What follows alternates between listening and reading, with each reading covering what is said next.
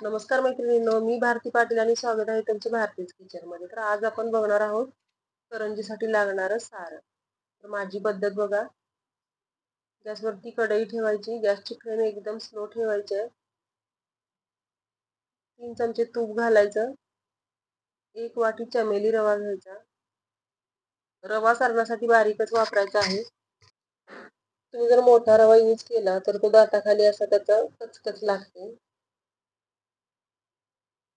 आणि तुमच्याकडे जर बारीक रवा नसेल तर मोठा रवा मिक्सरच्या भांड्यामध्ये घालून थोडंसं फिरवून घ्यायचं. खूप छान बारीक होतो. आणि हे बघा, रवा आपला भाजत आलाय. आता याच्यामध्ये आपण घालणार आहोत खसखस. खसखस 1 चमचा घेतली आहे मी. आणि रव्याला बघा हलका पिवळसर रंग आलाय. आता आपण खसखस घालताना तूप घातली नाहीये मी. आता ही रव्यासोबत मिक्स करायची, चांगली भाजली जाते. आणि सोबतच घालूया ड्रायफ्रुट्स. काजू बदाम पिस्त्याचे काप आधीच करून ठेवले होते मी. तुम्ही तुमच्या आवडीनुसार घालू शकता, चारोळ्या वगैरे. तर सारण आपलं छान भाजून झालंय. खूप छान रंग आलाय रव्याला. आता आपण याला काढून घेऊया. हे बघा, खमंग आणि खुसखुशीत झाले. तर आता आपण भाजणार आहोत खोबरं. तर त्यासाठी मी हे 3 वाट्या खोबरं किसून घेतले. मोठ्या वाट्या होत्या काळ्या पाटीच्या. खोबरं विकत घेताना नेहमी काळ्या पाटीचं आणि आतून शुभ्र असणारं असं खोबरं घ्यायचं. तुम्ही सारण जरी ठेवताय 1-2 महिन्यासाठी तरी त्याचा वास नाही येणार. खोबरं सुद्धा मंद गॅसवरती सतत हलवत भाजून घ्यायचंय. पटकन करपतं, काळं पडतं. हे बघा, पहिली बॅच आपली भाजून झाली आहे. आता 3 वाट्या खोबऱ्याचं किसलेलं खोबरं म्हणाल तर ते जवळजवळ 5 वाट्या झालंय खोबऱ्याचा किस. आणि 5 वाट्या खोबऱ्यासाठी आपण 1 वाटी रवा घेऊ. अशीच आपण दुसरी बॅच भाजून घेऊ. आणि आता आपण 1 वाटी डेसिकेटेड खोबरं घेतलं. हे बघा, म्हणजे जवळजवळ 6 वाट्या खोबरं झालं आपलं किसलेलं. आता याला सुद्धा सतत हलवत भाजून घ्यायचंय. पटकन करपतं हे खोबरं. मोदकासाठी सुद्धा आपण वापरतो याला, किंवा लाडूसाठी सुद्धा आपण वापरतो. खूप छान असं करकरीत असतं हे खोबरं.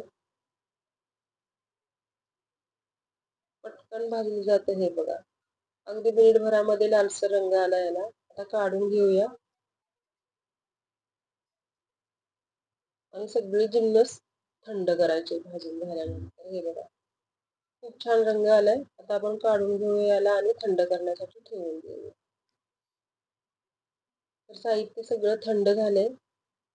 आता रवा आणि खोबरे एकत्र मिक्स करूया. खूप छान रंग आलाय रव्याला सुद्धा आणि खोबऱ्याला सुद्धा. साहित्य सगळं थंड करून मग त्याच्यामध्ये साखर किंवा गूळ तुम्हाला जे घालायचं आहे ते घालायचं. म्हणजे सारण मोकळं तयार होतं.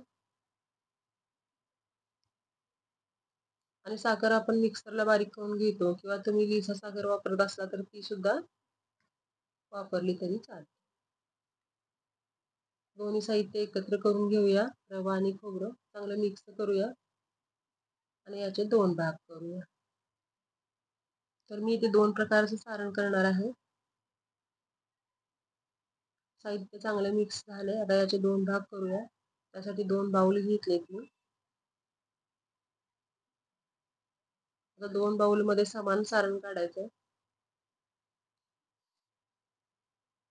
आमच्याकडे सारणामध्ये म्हणाल तर रवा फार कमी वापरला जातो. काही ठिकाणी रवा वापरलाच जात नाही. तर काही ठिकाणी रवा खूप वापरला जातो, खोबरं खूप कमी वापरलं जातं. आमच्याकडे खोबरं खूप जास्त वापरलं जातं आणि रवा खूप कमी वापरला जातो. तर हे बघा, प्रमाणात म्हणाल तर आपलं हे 3 वाट्या किसलेलं खोबरं झालं. त्याच्यासाठी मी 1 वाटी बारीक केलेली साखर घेतली. मिक्सरला दळून घेतली ही. 2 चमचे वेलची पावडर घालायची, चिमूटभर मीठ घालायचं आणि चांगलं मिक्स करून घ्यायचं. साखरेची कुठे गुठळी असेल तर ती फोडून घ्यायची. सारण बघा आपलं फार कोरडं झालं नाहीये किंवा फार ओलं नाही झालेलं. आता आपण याला एका बाउलमध्ये काढून घेऊ. तर साखर मिक्सरला बारीक वाटून घेताना एकदम बारीक वाटून घ्यायची आहे. व्यवस्थित बघायचं साखर वाटली का. ती बारीक झाली आहे की मोठी राहिली आहे. कधी कधी मिक्सरच्या तळाशी साखर मोठी तशीच राहते आणि वरती फक्त बारीक. तर आता आपण उरलेलं खोबरं घेऊया. त्याच्यामध्ये मी घातलं एक गूळ, 1 बाऊल. सेम वाटीने साखर घेतली होती, त्याच वाटीने मी गूळ घेतलाय. आता ही जागरी पावडर आहे, तिच्याऐवजी तुम्ही गूळ सुद्धा किसून घेऊन घालू शकता. पण ही पावडर पटकन मिक्स होते. पावडर थोडी कमी गोड असते म्हणून मी पावडर घेतली आहे. गूळ घालाल तर तुम्ही अंदाजे गूळ घालू शकता. गूळ सुद्धा असाच किसून घ्यायचा बारीक आणि मिक्स करून घ्यायचा.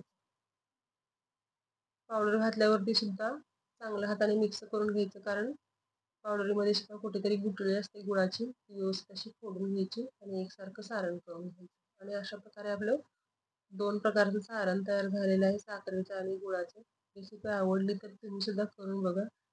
चॅनलला सबस्क्राईब करा, लाईक, शेअर आणि कमेंट करा.